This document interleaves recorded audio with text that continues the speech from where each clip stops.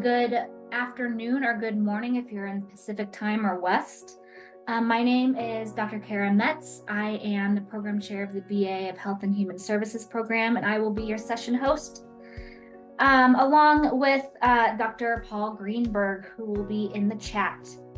And we are with the University of Arizona Global Campus. We are pleased to welcome you to this Uniting for Service, Crafting a Cultural of Care mission to support military-affiliated students at the University of Arizona Global Campus presentation with Jean LaRue and Heather Maxson. It's sponsored by the College of Arts and Sciences and facilitated by the UAGC Department of Behavioral Sciences. We hope you enjoy the session. Some of you might know our presenters, so please feel free to get in the chat and join me in welcoming them. The chat is also a great place for you to post questions, and we will address them as time permits at the end of the session. So without further ado, please take it away. Awesome, thank you, and good afternoon, everyone. Thank you for joining for our workshop this afternoon, sorry. Okay, here is a quick snapshot of our agenda, and we're going to spend the first 10 to 15 minutes providing a background on our military-affiliated students, our roles at the university, and the goals for the military vertical at UAGC. We plan to spend the bulk of this workshop on the mission exercise, with a goal of walking away with notes from today's sessions to help us formulate a new mission for the Military and Veteran Student Task Force at UAGC through a culture of care lens. If you have any questions, please share them in the chat and we'll do our best to answer. Okay, quick introductions. And some of you may know us, but for those that don't, my name is Heather Maxson and I'm the Director of Strategic Operations for Military and Veterans at UAGC. I've been at the university for 11 years and have spent the majority of my time supporting military-affiliated students through the Military and Veteran Student Task Force. And prior to joining UAGC, I supported the U.S. Navy, working at the San Diego-based Command Control, Intelligence Surveillance, and Reconnaissance Lab. I'll now hand it over to my colleague and co-presenter, Jean LaRue, to introduce himself. Thank you, Heather, and it's great to be here today. Again, my name is Jean LaRue. I've spent over 8 years now with the university. The first part of that was with Student Services as a military academic advisor. The last couple years, I've been with Military Alliance, with the last year of that leading the Military Alliance team as the Director of Military Alliance. Thank you. All right, so I want to start off with just some background of what our military affiliated student is. And UAGC military affiliated students are active duty service members, veterans, their families, and employees of the Department of Defense and the Department of Veterans Affairs. That also consists of National Guard and reservists as well.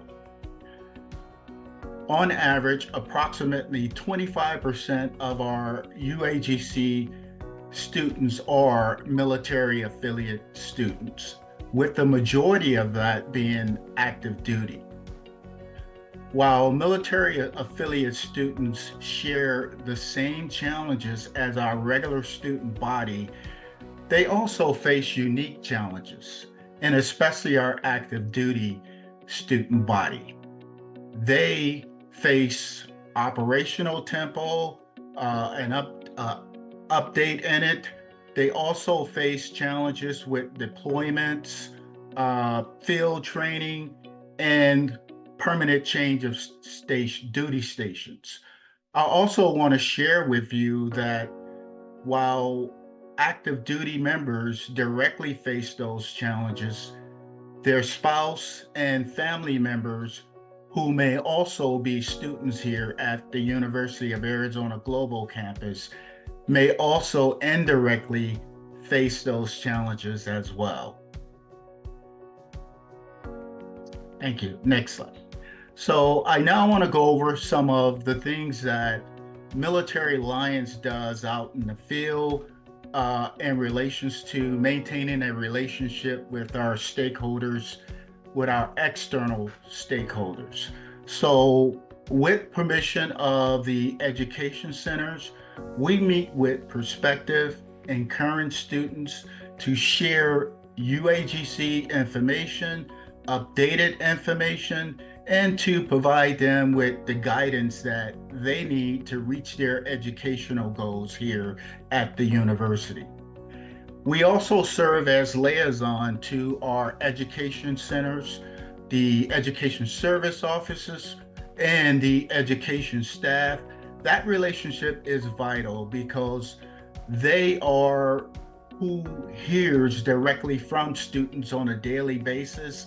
They are aware of what's going on at a individual education center or the education or the branch of service in general. That information is vital for us because we're hearing it directly from them, and that gives us good resources to bring back so that we can best advocate for the needs of our students.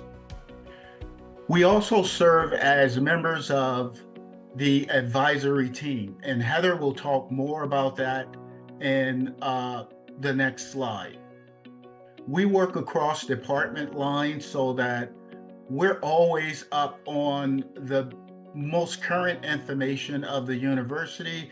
That way we can share that with our stakeholders out in the field so that our students are getting the most updated information about the university. We also attend conferences, seminars.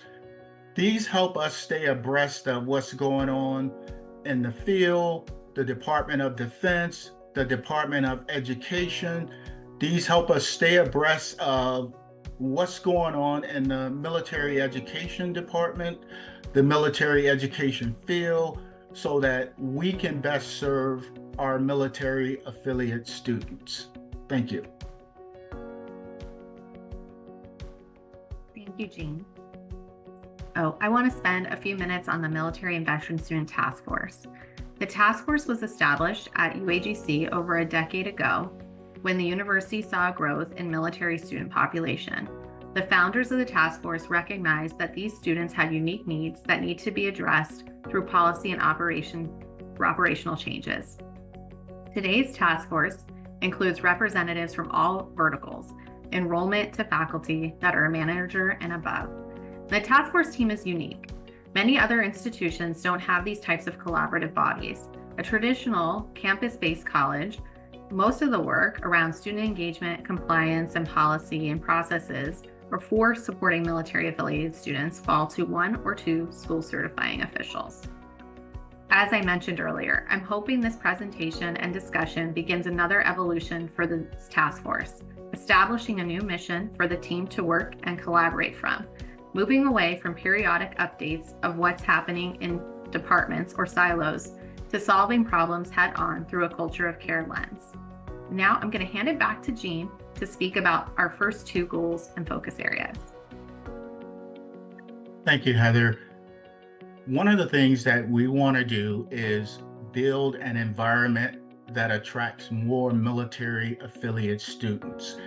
And we want to do this by building an environment where our students believe and trust in the UAGC brand.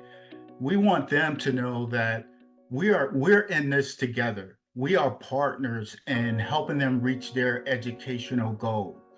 We are passionate about that. We care about them beyond just sitting in a classroom.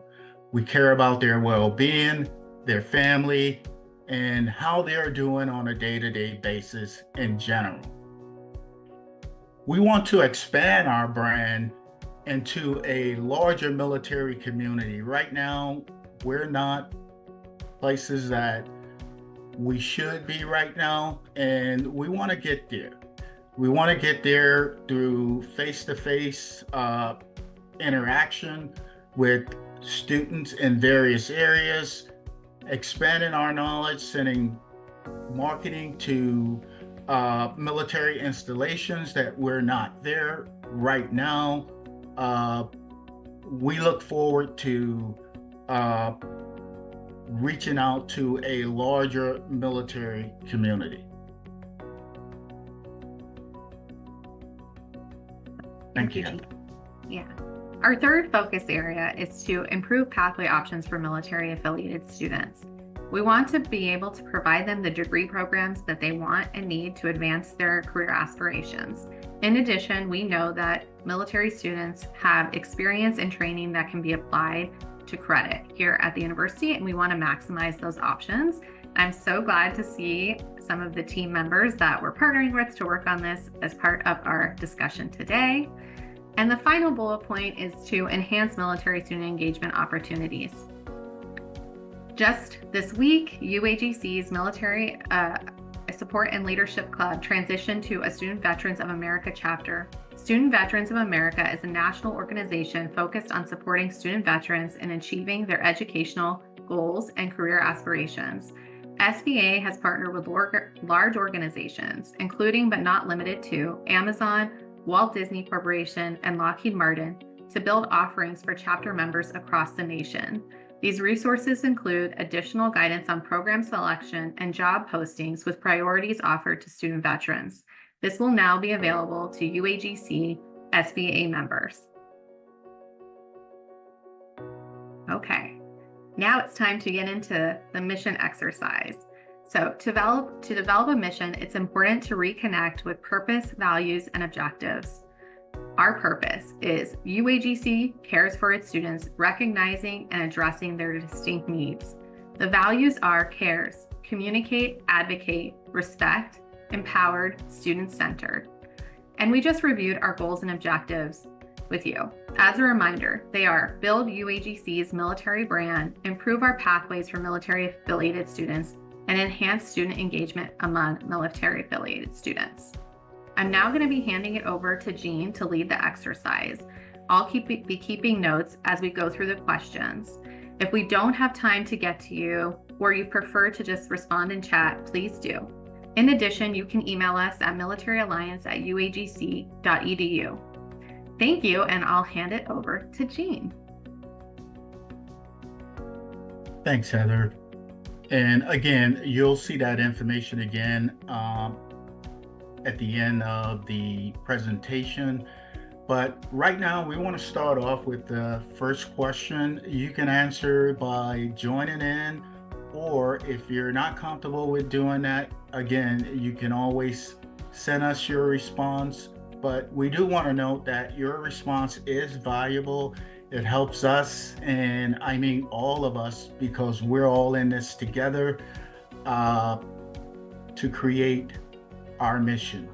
So with that said, the first question is, what is your role in supporting military students?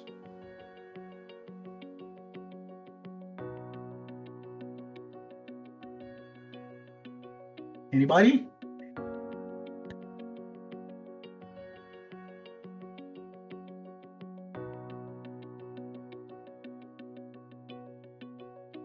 Hi, Jean, it's Warner. How are you? Good, Warner. Nice to hear you again. How are I you? just jumped into this because I sprained my leg and I just got off the phone with United Healthcare, so I apologize coming in a little bit late. But yeah, I mean, you already know with us and Career Services, and specifically here with Employer Outreach, we connect with the over 7,000 military affiliated students that we have attend each year. So we support them by connecting them with employers and opportunities with employers throughout the nation and overseas. So we're here to support them in any way. And of course, Career Services also supports them with many of the things that they need to be successful, so that they can do well in interviews and all of those things, so that they can be hired and all of that. So that would be my connection. I'm just sharing that. Thank you, Warner, for what you do. Anybody else have anything? There's some great ones in the chat, Jean. I'll just share one from Sherry that says, I teach a class that students earning a degree from CCAF are required to take, so I interact with them regularly. I work with them on deadlines as needed and to show how the class is useful in their work lives.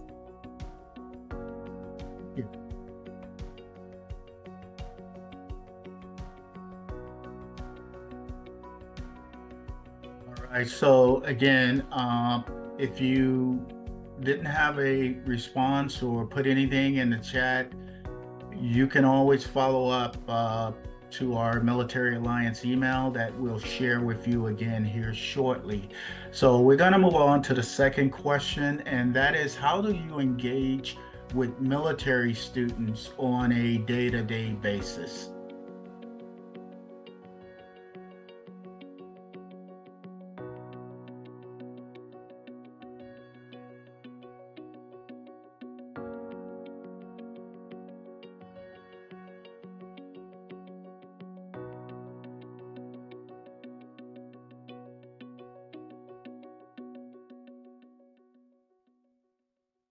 We have a variety of comments coming in through the chat. Sherry says, I interact with military students almost every day. We have career services commenting on some of their interactions. I help our military students in the variety of classes that I teach. I have probably 6 or 8 students, military backgrounds, and some of them in active duty in the current class. So lots of conversations about how their current roles relate to, what they need from the classes and also what they're interested in. All right, thank you so much, and we do appreciate those responses.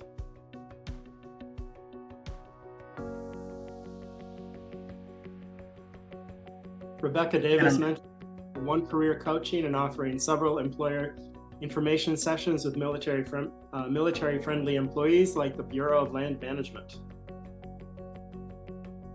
Thank you so much again. And we'll move on to the third question, which is, from your perspective, how does UAGC share its story to military-affiliated students? I'd love to pick on someone at this point, Jean, if that's okay with you. Jason, do you mind sharing a little bit from your perspective on how you're sharing your story in your day-to-day working with military students? No, that's fine. I don't mind. Honestly, I think the question is twofold on what you just asked, on how I share the story versus how UAGC shares the story are two different things. So for those who aren't aware, I'm a military alliance manager on the East Coast on there, and I support our active duty military students primarily in North Carolina on the military installations across 5 military bases, where I travel to each of the bases and stuff and interact with them face to face. Additionally, I do outreach throughout the entire region on the southeast coast from Maryland down to Florida. And so how I share this story is kind of, it's two different ways. One, it's I think very importantly, I engage with the education staff on the military bases, both face-to-face and virtually on there. And so I get to tell them exactly kind of like how we take care of students, because that's really what they're interested in. Their roles on base, all active duty students have to go through a formal counseling before they can actually start using tuition assistance on that. So the better that we can tell our story and build confidence in our programs with the education staff, the more that they're going to recommend us for those students to use. Additionally, with telling the stories to other students and stuff like that, I attend education fairs throughout the region on there, usually multiple events a month on there. So I'm interacting with active duty retirees, veterans, spouses, sometimes their dependents, their kids on there. And so I get to tell them that, how we do that. I would say as an institution, my personal opinion, UAGC does a poor job at telling the story though. I think there is a disconnect between our communications that we put out and that personal touch with our students that shows the success of our students on there. But me personally, that's like 80% of my job is to tell that story on there. So that's how I do it. Thank you. Appreciate you, Jason. Anybody else? I wanted to reference Stephanie's response in the chat and Sherry's response in the chat because I think they're both great, Jean. And Stephanie says, what a great question. I would hope that we share in a way that shows our grit, tenacity, and care. And we are here for them through thick and thin. And I think that's exactly what we want to say. And I think Jason made some really good points there too, is that we could do better, I think, in particular around sharing that with our military students.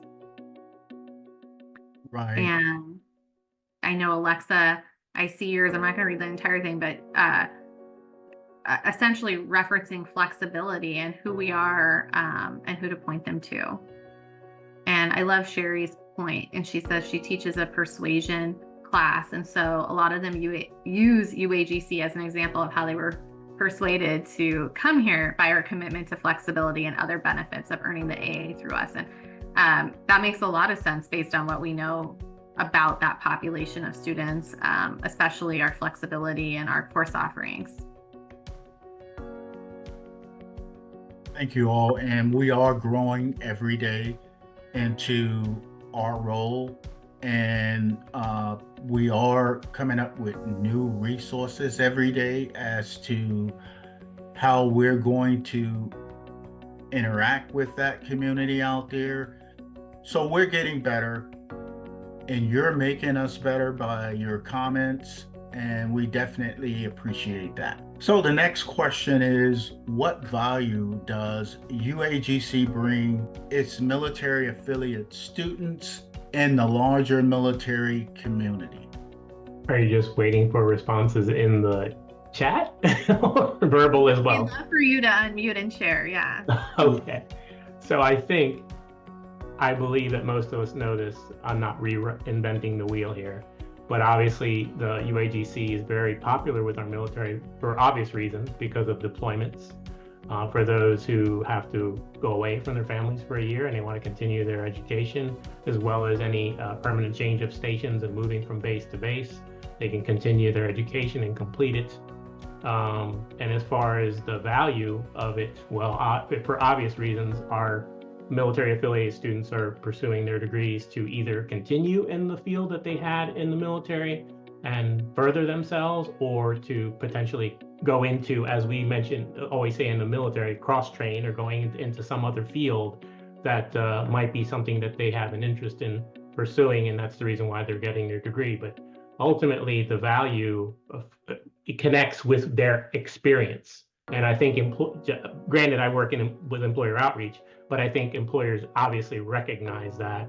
And one other thing I wanted to add with Jason, it's good to see you, Jason, by the way, that when it comes to events, I also attend military events like the San Diego Military Summit here, and I also attend the Veterans Group events, either online or I go physically there as well. So we're always trying to reach out in multitude of ways to connect our amazing institution with all of these in the military community so they can take full advantage of this convenience of being able to complete their degrees online, no matter where they are. I think another thing too on there is after listening to the keynote speaker that just happened with Dr. Beagle on there, I think there's a lot of what she spoke both in her personal experience and then also in working with people in education and stuff like that. When you look at like they might be like first generation college students or something like that, there's a lot of tie over to the military with that. So I think when people look at like someone in the military and what they bring to the table to a potential employer or to the classroom, they see someone who might be confident, who can speak, doesn't have a problem with public speaking, especially if they're higher ranking on there. They're dependable, they get the job done on there. They may have some leadership or management experience. But when it comes to the classrooms and education, I think with military students, a lot of times when you look at the population of active duty students and how they're coming to, they might be a first generation student. They might be from a lower income area. right? They might be the only one in their unit that is taking classes, right? And so they're doing it alone. And when they're doing it alone too, yes, they have support from the university, they have support from base and stuff like that. But if someone doesn't have experience with the military, the mission comes first above all else, to include family. And so what makes it very hard that they have to do on there is they have to balance all of these things. What's more important? The mission, the service to their country, their job, the people they're responsible for, you know, their education or their family. And I think what, you know, the value that UAGC brings, and why I get so excited about every time I get to interact with different departments and talk cross-functionally and stuff and work in teams, is that we have so many services as a university that we provide to our students to set them up for success. And there's so much pride in that. Like, you know, I work and engage with a lot of different universities, you know, a lot of major universities too, like AMU, UMGC, Western Governors, right? Like a lot of the heavy hitters in our space that are bigger than us, and not that we're small. And, you know, and I think what we do and that I see is that the staff and the faculty legitimately care about their students. And we offer a lot of services and support to set them up for success. And now the challenge becomes is how do we let our students know about those services that are available, right? Like on there, a lot of times they don't know about the tutoring resources, even though we say it 100 times, or the career counseling that's available and stuff like that, right? Like, you know, on there. So, but that's my opinion on that. Thanks, Jason. And a lot of that do come through what I spoke of earlier. This whole journey is a partnership, and everyone that's linked to that student is a part of that partnership. The instructor, the advisor, the student, the spouse, the child, the parent, everyone that's associated with that student is a part of that partnership. And it's our goal as partners to get that student through this journey. As Jason mentioned, there are going to be a lot that this is their first time taking on this type of challenge. A student in a classroom will speak out more if something is unstructured than they will having just gotten word yesterday that they're going to the field, because they feel that I'm in this class, it's my duty. So as being part of that partnership, it's our responsibility to build that trust and respect in that community, because we have no idea where they're coming from, what they've done, and the rest of our student body have these same challenges. So it's a partnership, and every day we have to bring out something different. That discovery piece, what we call in the academic world, we have to dive into that discovery piece on a day-to-day basis, so that we're learning something different about that student, so that we're providing that student something different of us being a part of that partnership every day. Oh, thanks everyone for your engagement in these questions and in the chat. There's so much great stuff in the chat going on as well. So thank you. I'll hand it to you, Jean, for the last question. All right. Thank you, Heather. So thank you again. And that's going to take us to our last question. What more can we do internally to collaborate and support of our military affiliated students? The first thing that comes to mind is I get to see the task force notes and go to the meetings, but maybe the broader population doesn't see as much of that. I've been privileged to be able to see even a little bit of the growth since Jean was hired, and then the team expanding with Jason and the others. But even I don't know as much as I would like to about what you do. And I really think that one of the things that with academic partnerships, as we built that, it naturally occurred that we were able to get faculty involved with those, and then just being able to get other staff involved as well, and like making sure that everyone collaboratively knows, because the question I put in, I don't have the answer to that, but I know there's people out there who will have those ideas. I was curious if we had any students in the session today, because I want to hear. I don't think I have heard from their perspective. That doesn't mean that you haven't in your task force and your team, but I know that that's something that I would love to hear and find that value from. I think that's a great point, Alexa, and I just want to say I think that's so much of the value of the SVA is we can have a engaged student population to actually ask these questions to now, which I think is a very exciting opportunity for us. But I agree with what you said. I love that your question and her question, Jean, and for everyone, if you didn't see it in the chat, was it begs the question, if we're saying all these things 100 times and it's not sticking with them, why isn't it? And how do we engage with these students in a way that brings them to the resources that they need or want? Know how many students are on right now, but I do agree with you, Alexa, and that's why our role in the field is very vital. We're the only ones at the university, other than Warner, that gets to have that face-to-face contact with students and come back to the university to advocate on their behalf. So that's important to us. We believe in it, and we believe in what we do here at the university. I think I'm really excited about the SVA chapter. I think there's gonna be a lot of opportunity there and stuff for engagement on there. But additionally, as far as like internal collaborations, like departments like us with Military Alliance on there, we need the support from the faculty and the staff members. Like when you have a success and something that you're proud of, share it with us so we can share it to our audiences as well. It's much better when we can tell the story of UAGC through a personal lens with a specific story, on there, because just general storytelling and stuff, that's just how, like we said, we had someone with persuasion who teaches persuasion, right? It's a lot more effective on there when you have a specific example of success on there. So those success stories and stuff that come from the faculty departments, come from student services and stuff like that,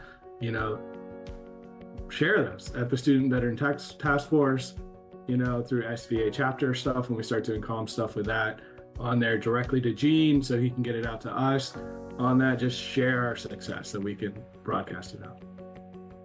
We have a variety of questions in the chat about, do we have lists and checkpoints for support teams to use when students talk about a transition they're going through?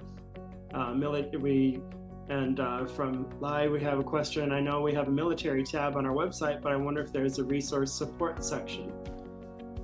Yeah, I did just answer some of it in the chat, but no, we don't have a checklist along those lines that Joanna's referencing, and I think that's a great opportunity and idea of something that we should be doing. So I think that's great. It's very disjointed, right? It all exists in different job aids and things like that, but I think that is a fantastic idea, Joanna. And I did respond to Lai too. We do have a military resource page that essentially operates as an online military veteran center. We're actually going to be working with SVA to enhance that along with our peers at some institutions. And the higher engagement's actually in UAGC Connect for students gathering their resources, just for background. But it is something we should be building out better right now, I guess is what I would say. And Jean, I'm gonna move us to the next slide because we only have a couple minutes left. All right, again, thank you all for your feedback, and don't let it stop here. Please continue to share it with us, because there's a lot that we need to learn from our partners, which is you, and there's a lot that we need to grow into, and definitely this presentation alone, we talk about sharing our story. There's a lot of story to share, a lot of feedback to get. So we thank you for providing what we got from this presentation. And again, please send any response to the questions that you were not able to answer. If you need us to send you those questions, again, we can do that. And you can send that to our Military Alliance at uagc.edu. Thank you, and I'll turn it over to Heather for any final notes. No, thank you all. We really appreciate it. And I think that, thanks for jumping in towards the end here, and thanks for the engagement in the chat. We really appreciate it. This gives Jean and I some great stuff to go back to the task force with. And we're always open. We want to hear more. We want to hear feedback. So please email us at militaryaLliance@uagc.edu or reach out to Jean and I individually. Task force is an open session. We can do more, to Alexa's point about getting out what we're doing, and we'll work on that. But thank you all, and really appreciate it. Thank you, Jean, for leading that too. Thank you, Heather.